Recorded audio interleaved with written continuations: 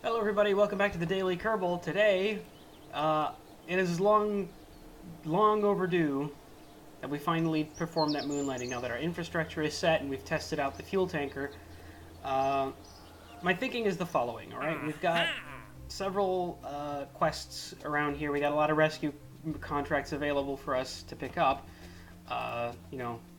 More Kerbals is always a good thing, but also something that we haven't been doing yet is we haven't been putting satellites up. And the reason I'm kind of holding out on this is because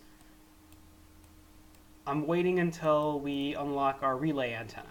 Relay antennas are important because they transmit signals from one source to another, acting as kind of a signal booster, which is necessary if we want to perform like long-distance unmanned space flights.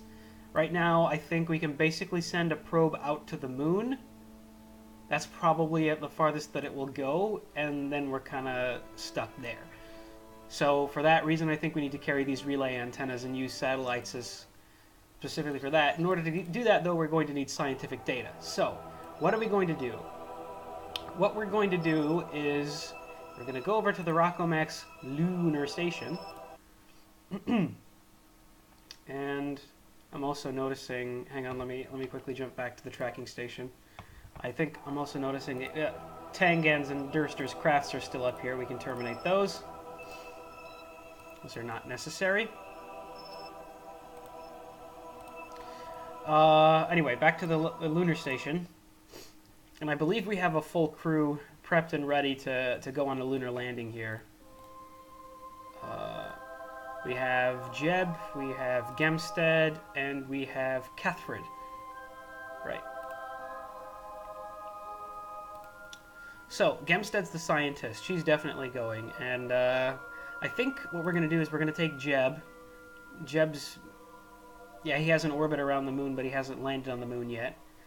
We might actually want to take Cathfred specifically so that she gains some experience. And at one point we're going to want to bring her home too, so...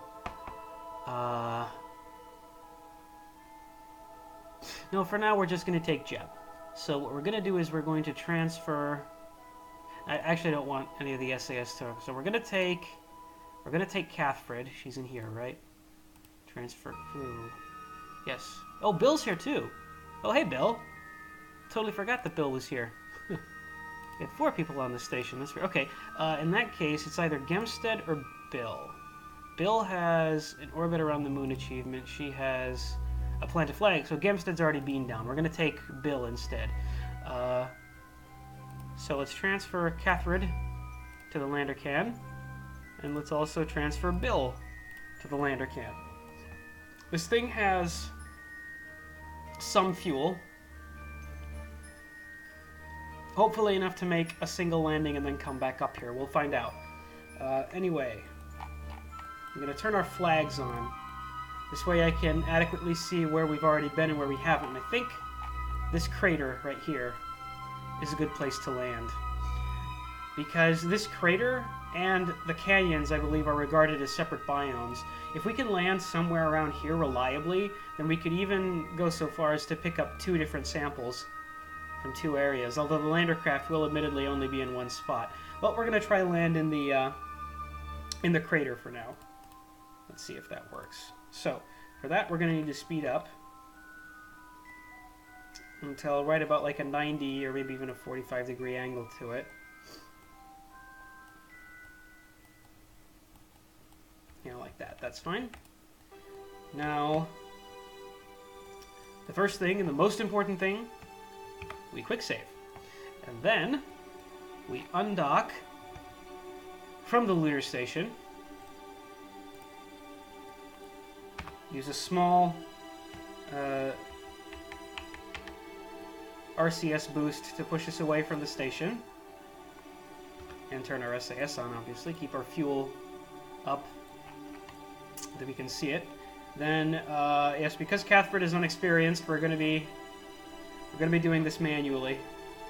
Gonna have to find our retrograde vector. It's going to be down here. Yep. Put the craft in the retrograde direction, and then start burning.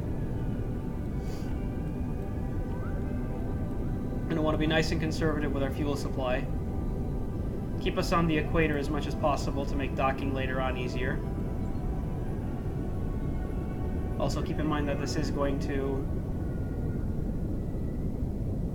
this vector is going to decrease a bit more as we approach.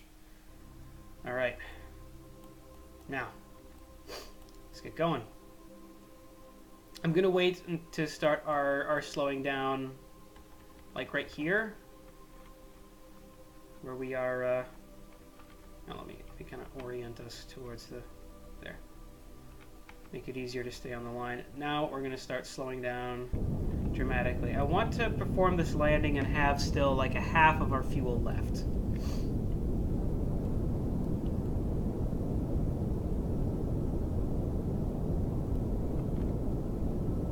And if I determine that we have enough fuel left for more, then we might try to make our way over to the canyons. There's no point in just making a spacewalk over there. I could just walk all the way over here and there and pick up an EVA report and a surface sample, but then, you know, we're still going to have to make the landing if we want to max out the science from the mystery goo and the crew report and the materials bay and all the other stuff that we have on board. So sadly, that's not an option.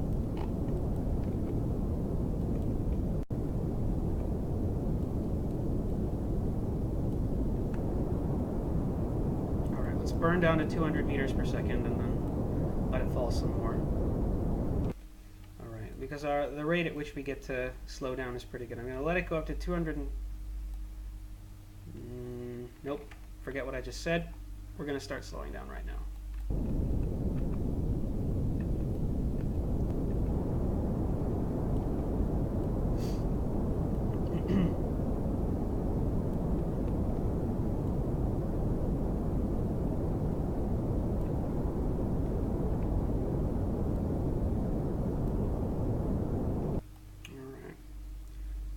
We can slow down pretty quickly.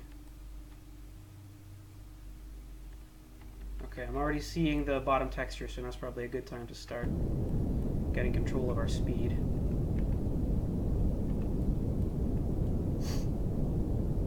There's our shadow.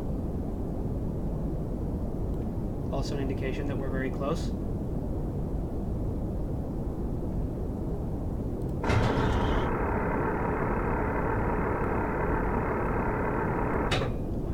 Up. Alright. Still wish that this heads-up display had radar altitude.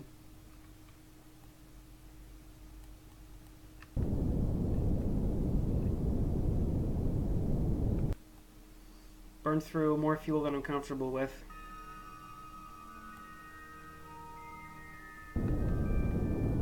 Alright, let's bring us down to a nice, steady speed.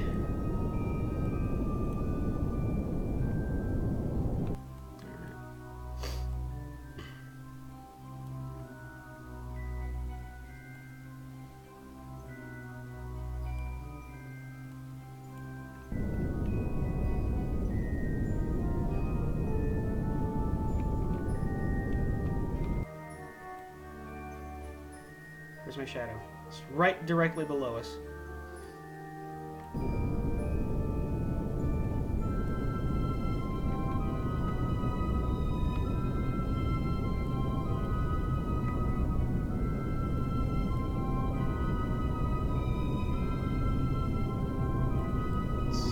Final kick into the engine and cut it. Sweet. Landed on a bit of a slope, but we're doing just fine. Let's do all of our science stuff. Take a crew report. We can even transmit that. Observe the mystery goo. It's 40 science in the bank. 32 science in the bank from the thermometer. 48 from the barometer. This is the east far side crater, by the way. That's important to remember. Let's take a look at the materials bay. 100 science, that's probably the best. It's the largest that we're going to get. And then, Catfred. Time for you to walk.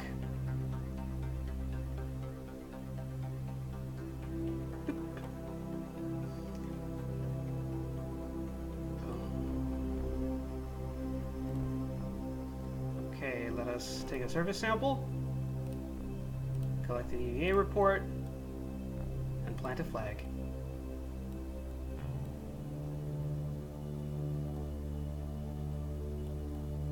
Somehow my flags always end up facing exactly the dark direction. Not Farsight.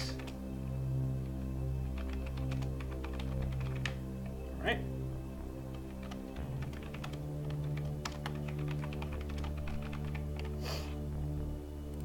Well done. Rookie astronaut. Picked her up. She now has a moonwalk under her name. This will never cease to be less thrilling to me. Just literally walking out on the surface of the moon. This is as close as I'm ever gonna get to experiencing this.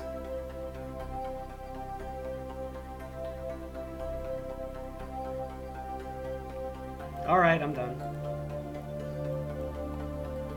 Okay, so we've planted the flag, and we've got our completion for that. For some reason, though, I don't think...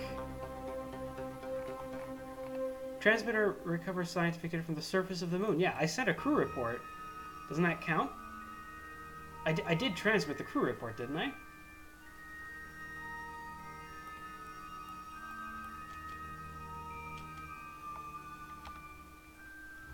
Hang on, let's take a look at this.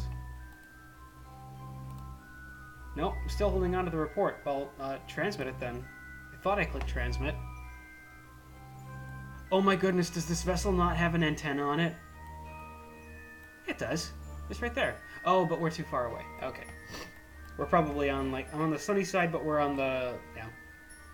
Signals don't travel through planets or other celestial bodies. Well, we don't have enough fuel, definitely don't have enough fuel to try and move over to the canyons. We're going to have to perform a separate landing for that.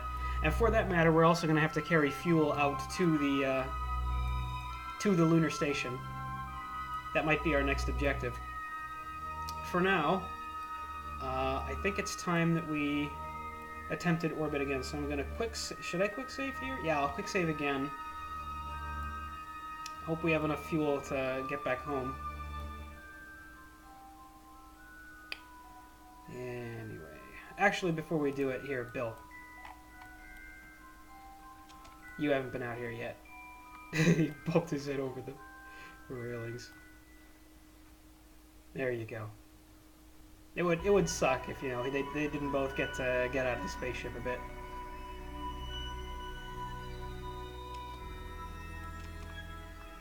Whoa, that was shoot, oof. Oh. Boink. Boink. Oh, man. This is why we don't let men in the space program. Am I right, people? Okay.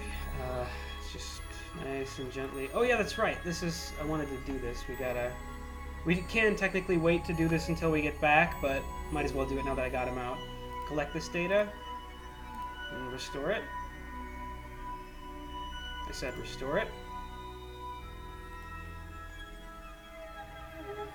Is this not... Are you not a... Oh, you're an engineer. Yeah, that's right. That's the reason that I didn't bring... Okay. Bill's an engineer. Okay. Never mind. We're gonna have to do it when we get back up then.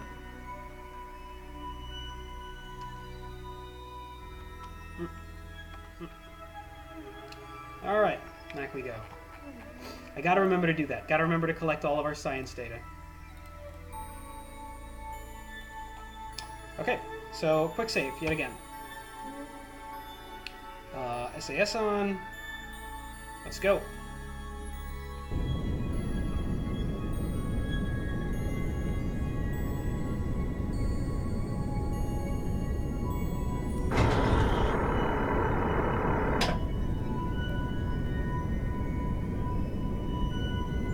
We say bye-bye to the surface of the moon yet again.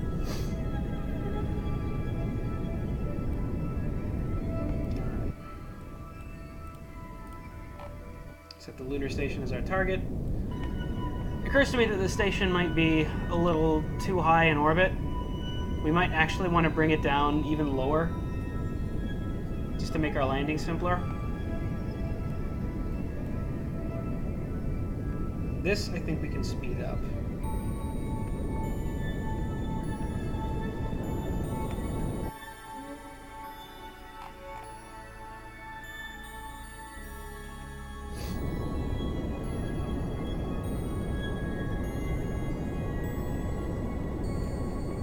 still on the... Our node looks pretty good. So we got that going for us. Alright. I'm gonna push that apoapsis up to about... should I push it all the way up there? Might be wasting fuel. We want to catch up with it, so I'm just gonna wait till we get an intersect. And stop. Maybe a bit more. No, actually that's perfect. Okay. Now let's fly up to the apoapsis.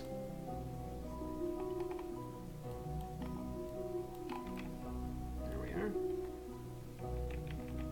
Orient ourselves towards the prograde vector. And now let's establish lunar orbit. A lunar orbit that is slightly smaller than the one the station is on, because we want to catch up to it. And since we want to catch up to it, we want to have a smaller orbit than theirs.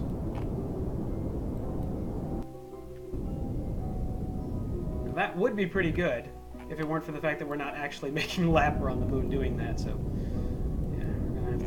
Until we get an actual periapsis. Make it like 17,000, sure. Okay, now we're just gonna have to wait. You know, I'll just pause the recording. You guys don't have to watch this. It's just gonna be me orbiting around until we finally get there. Be back in a sec. And we're back. It's been 3 orbits. This is the third orbit that we're on right now, and we have an approach. We have a 1.2 kilometer separation. Should be just fine. Doop-be-doop. Alright, we are 2 minutes, 33 seconds away from rendezvous. Gonna speed it up till we get a little closer, like 1 minute, sure. Now, our speed relative to our target's pretty good anyway. We are kind of drastically off course though. Let's kind of fix that.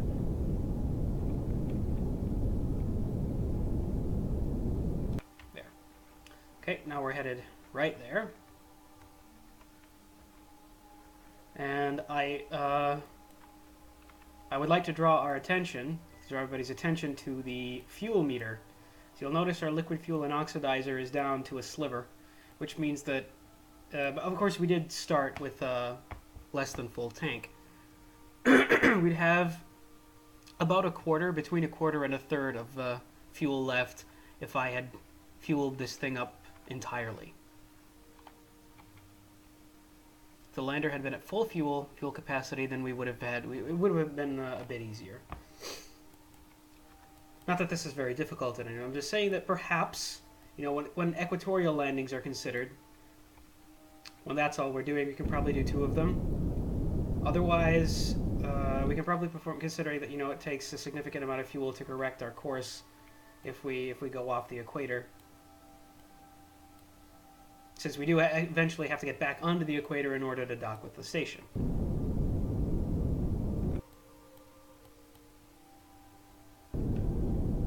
Okay, we want to aim slightly below it.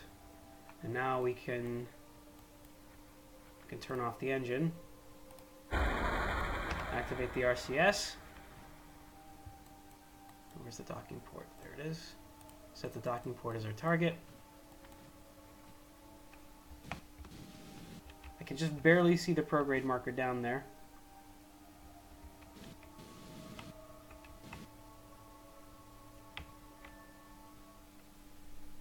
Oh shoot. Oh, I went past that. Hang on.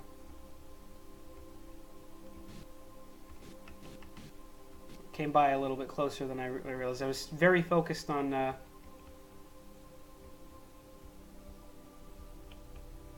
Where's my marker? There it is. Very focused on the marker, not focused enough on our speed.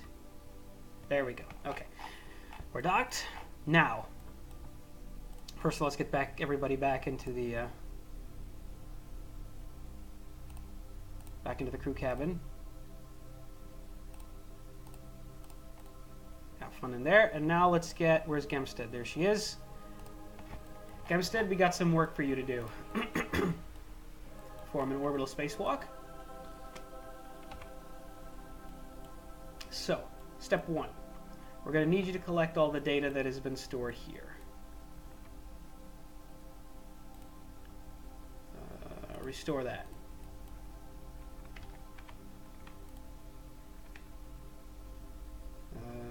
Collect it. Restore it. There we go. Take that data.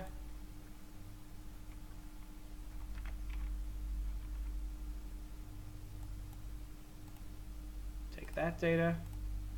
And then I think we're also going to have to... This is something that I wish that the game did a little better. Maybe I'm the one who's not found how to do it, but if I want to, like, just transferring the crew from here to here doesn't take science experiments with them. I actually have to EVA, go to the crew hatch. I have to take the data that is in there, right? And then I have to carry it back to the capsule that I want it to be in. And then I have to store it here. So just transferring them doesn't do that. Now, that's empty, luckily. Can we take a crew report out here? No? Okay. Anyway, let's review the stored data then, because some of this stuff is worth science just by transmitting. Stuff like the crew report, let's transmit that. We're still not in range. Okay, we gotta wait till we do a circle. Let's do that. And that'll be our closing for this episode. You don't even need the map, really. We just gotta wait till Kerbin's in sight. Because we do have a signal. Let's wait till we get a little closer. Can't transmit science yet. We can, I think, once we get a little closer. Or can we not?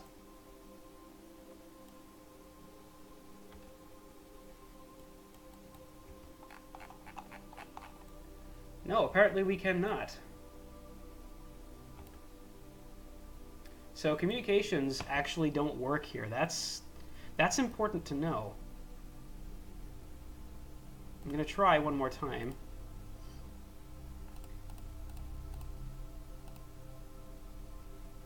Oh, it is working. All right. Transmit the EVA report too. Okay, that means that we've got that mission accomplished too. We have 141 science. Excellent. Enjoy the majestic view of the lunar sunrise as I close out the episode, and promise that in the next episode I'm going to send out a vessel to pick them up. I might just bypass the cruiser. Instead of carrying them out to the lunar station, to the Kerbin station, I might just straight up send a vessel out to the lunar station and pick them up. It might be carrying fuel to attach to the station, it might not. But at any rate, thank you very much for watching. Thank you for joining me. Many more lunar missions like this in the future await us, as well as, hopefully, further expanding of the space station. Maybe even surface bases. Well, we'll see. Thank you guys for joining me, and I will see you in the next one. Bye-bye.